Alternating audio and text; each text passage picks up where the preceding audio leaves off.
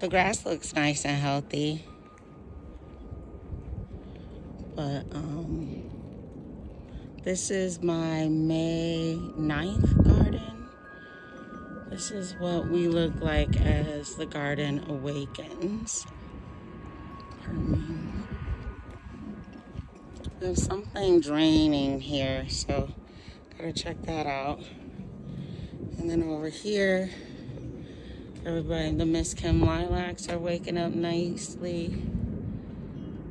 The butterfly bushes are, but the grass is nice and healthy. We're gonna take a look at that guy and trim it back. And then the macrophylla hydrangeas are waking up nicely. Now I do trim them, and I understand that there's a risk of cutting off your blooms for the season, but I can't have them way in the driveway. So I do trim them back.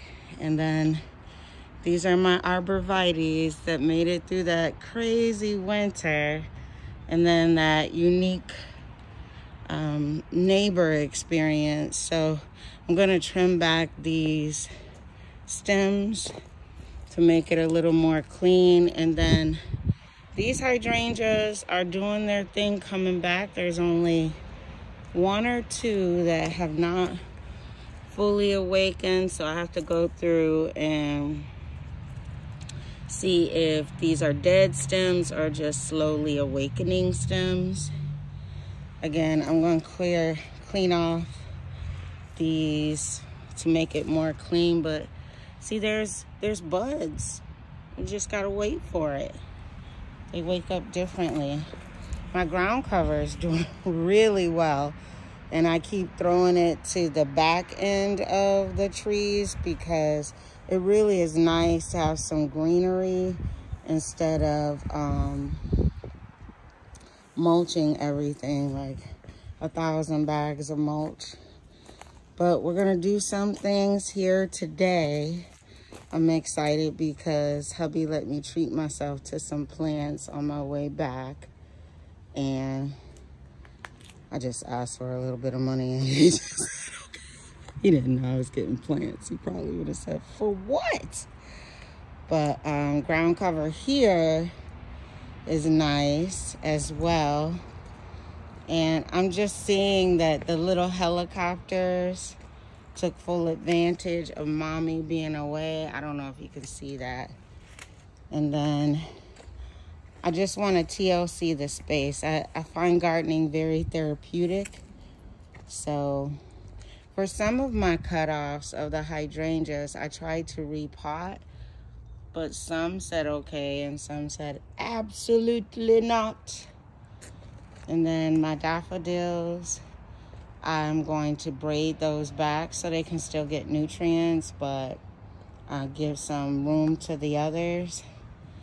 And then all the baskets that I took out, because my husband was doing so much work inside, I just was like, y'all have a better chance living off the rain. But it may have been too cold for them, so there's quite a bit to do. I'm excited. There's somebody trying to visit us uninvited. Gotta block that off.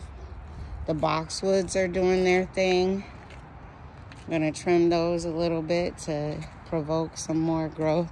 But as you can see, like, the yard is healthy and green, and the irises are gonna come and present for us real soon. Like, so the windows aren't all covered because we just got those windows put in. But so first day back, I want to get some work done. And I don't know how they make garden videos with people with their hair loose. I have sister locks, and long locks are already warm, but leaning over with long locks and cutting things with no. I don't know how those ladies do it, but they have their channels that I watch, like their TV shows. But we're gonna reawaken the raised beds.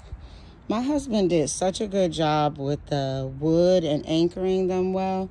My only sadness is these that was advertised, you know, to raise your height, but we are also on a slope.